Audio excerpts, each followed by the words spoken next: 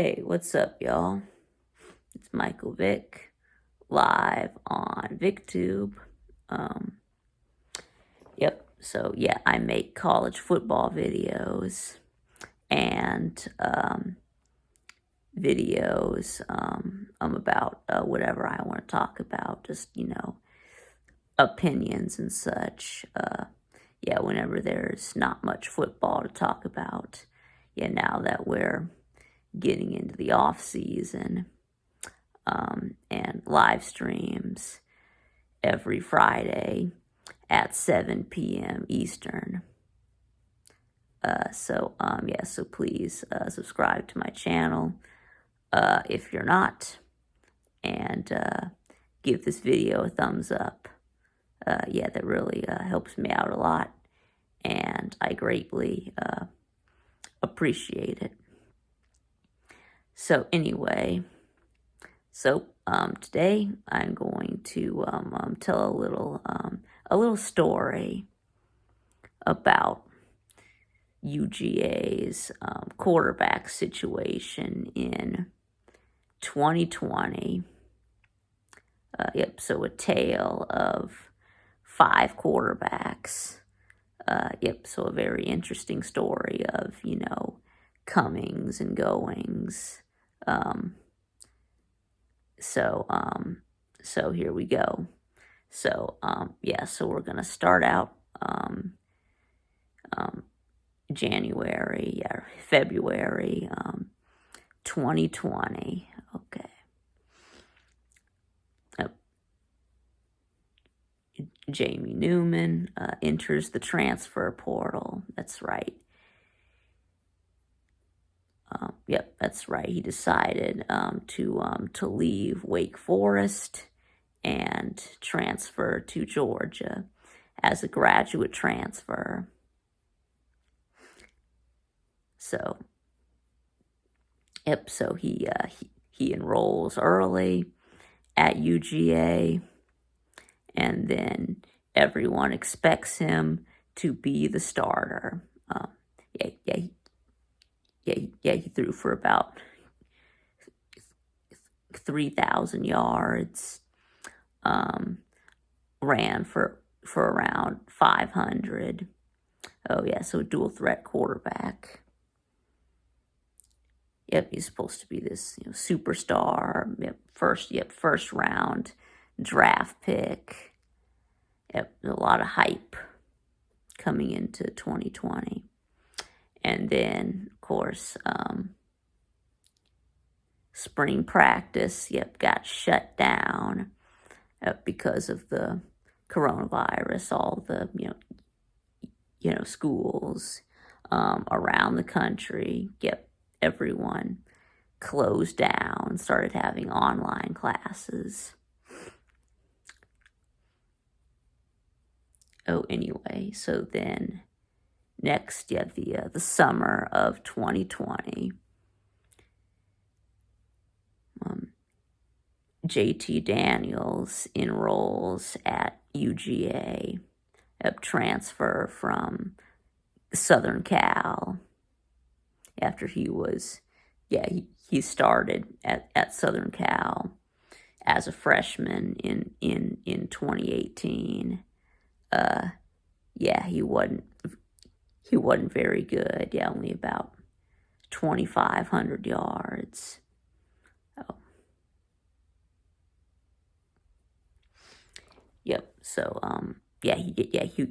He wasn't very good as a freshman, and then started as a sophomore, 2019, and then he had his knee injury. He tore his ACL and some other things. The meniscus. Some other things.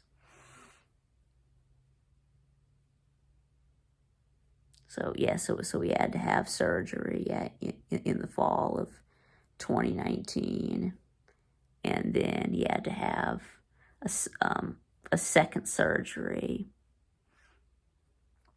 So when he arrived on campus, he he had not yet been cleared to play. So we're thinking Jamie Newman's going to start. JT Daniels is going to be the backup. And then Jamie Newman quit. He quit, or he opted out, right? He quit. Yeah, just like there were a lot of players who opted out this year for fear of catching COVID, supposedly. So he decided not to play. So then that reopens the competition. So then we've got JT Daniels, DeJuan Mathis, Stetson Bennett, and Carson Beck competing. And then it is now August of 2020. And it looks like it's a competition between JT Daniels and DeJuan Mathis. And DeJuan Mathis is winning. JT Daniels still not cleared to play. It's the week before the game. Is JT gonna be cleared to play, or will it be DeJuan starting? And then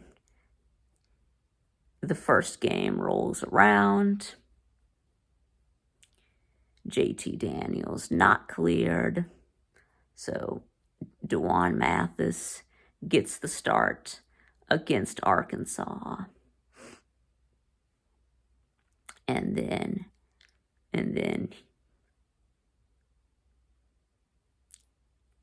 he comes out and it looks like he's never seen a football. He looked like a deer in headlights. Didn't look like he really knew what he was doing. So we got shut out in the first quarter. Offense can't get a first down. And then our defense comes up with an interception. We start a drive in the red zone. We're down 7-0, and then Mathis throws an interception. He gets yanked, and then Stetson Bennett comes into the game.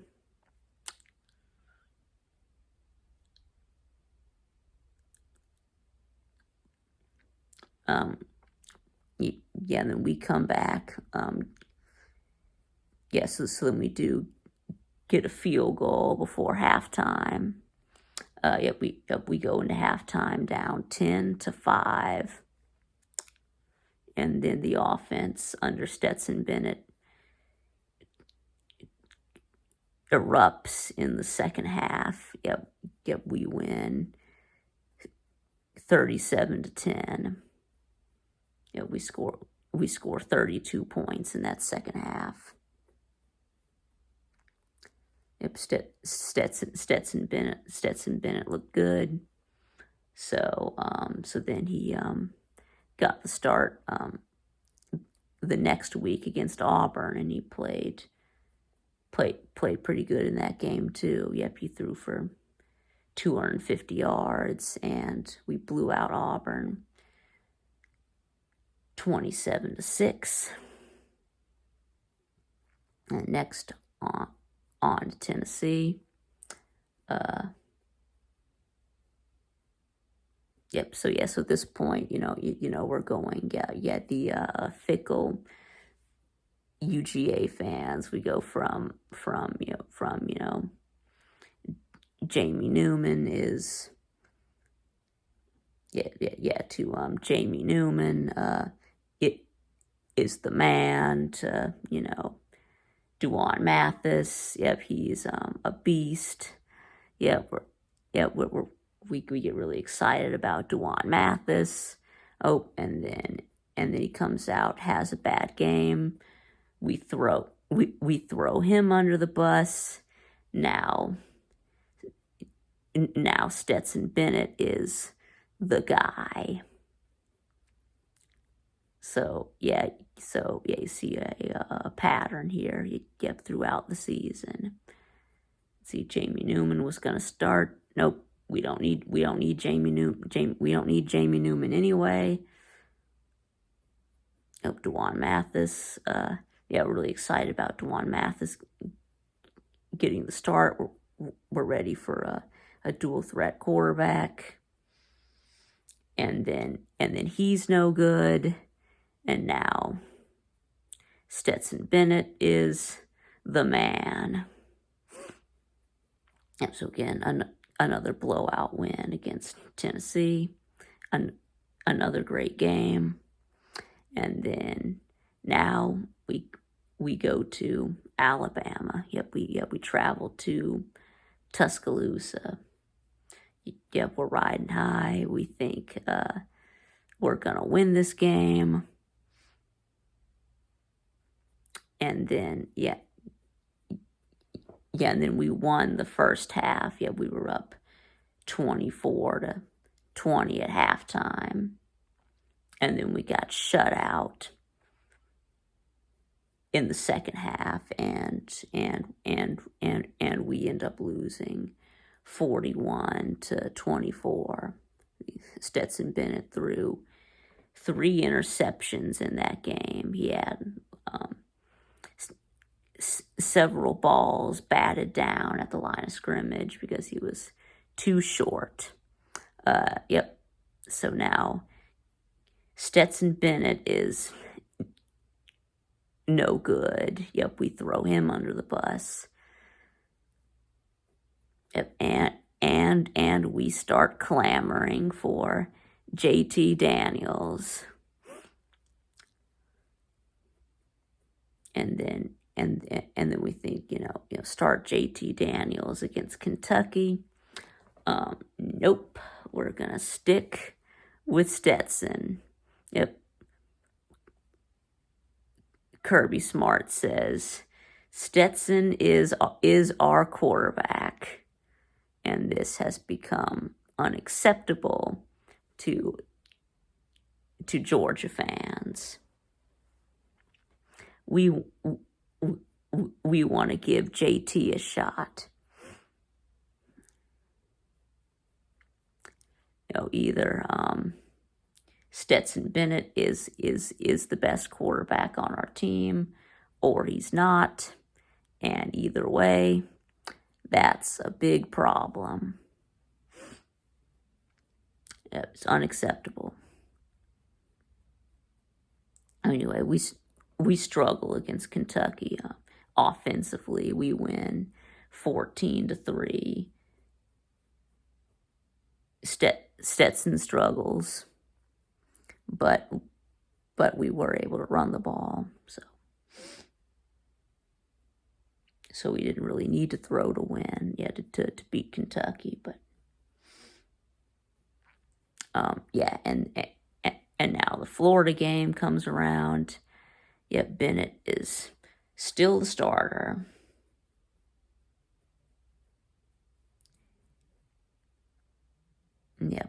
But then he plays another bad game. I mean, we started out good. We were up 14-0, right? We had the big touchdown run from Zeus, and then we had the touchdown bomb to Marcus Rosemy, who sadly hurt himself. He sadly injured his knee making that catch, or diving into the end zone. That was it. He hurt himself jumping into the end zone. Oh, and ironically,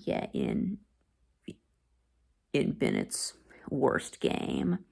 He completed his he completed one of his longest passes of the season. So, of course, he also had the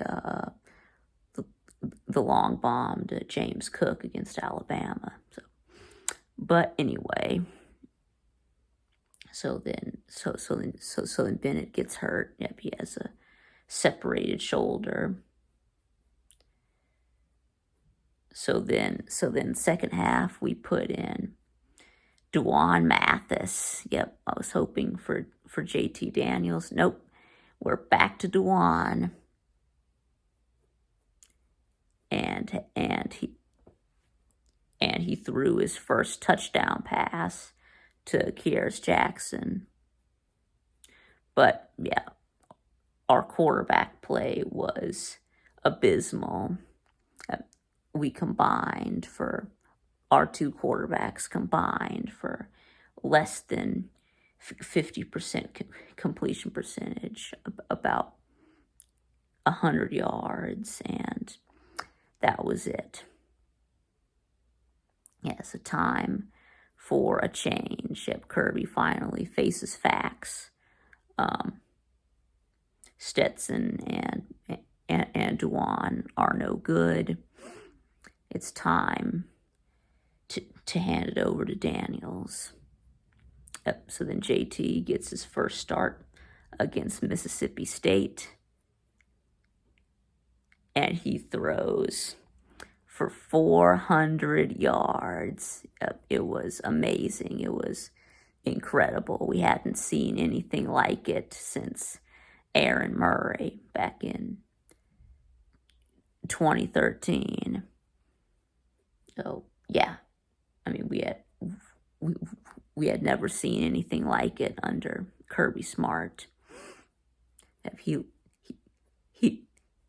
lit it up. He was throwing touchdown bombs to George Pickens and Kearis Jackson and Jermaine Burton, earning him the nickname JT Daniels Christ. Coming here, coming over from Southern Cal for our sins. And then, JT Daniels, the Redeemer. He even got D-Rob to catch a couple of passes.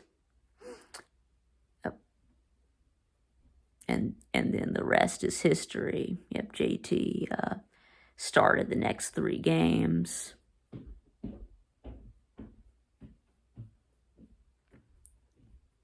He has thrown for 1,200 yards, completed about 67% of his passes. And he's 4-0 as a starter.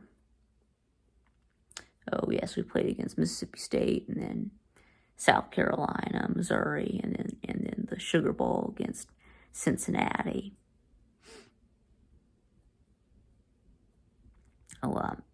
So if he can, so we had 1,200 yards through 4 games. That's about 300 yards a game. Yes. So if he throws for 300 yards a game next year in a 12-game season, that's 3,600 yards, which is 800 more yards than Jake Fromm ever had in a single season at UGA. Oh yeah, and then 15 games, that's 4,500 yards, and then we're getting into Aaron Murray territory. So that's the only knock against him is his mobility, right? Seems to to not be able to run at all. So we're going to have to be able to protect him, give him time, and he'll carve up any defense. So JT gives us a lot of hope for the future and next season now that he's coming back. So,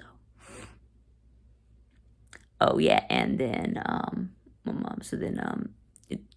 Dwan Mathis transferred to Temple.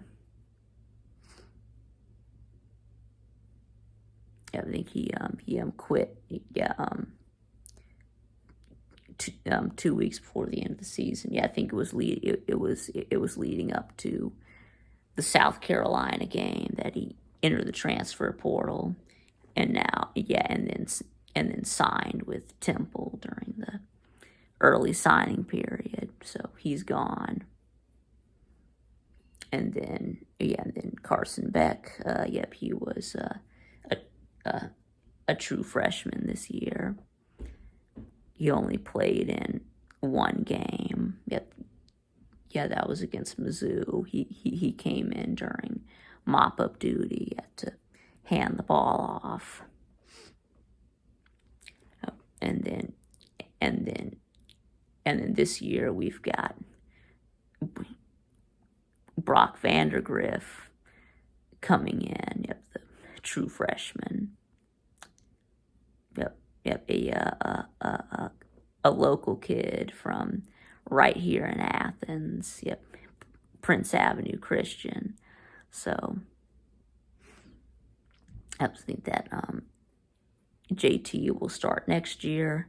Brock will ride the bench for 1 year, and then JT will go to the NFL. And then it will be Brock's turn. So anyway, thanks for watching, and I'll see y'all again next time.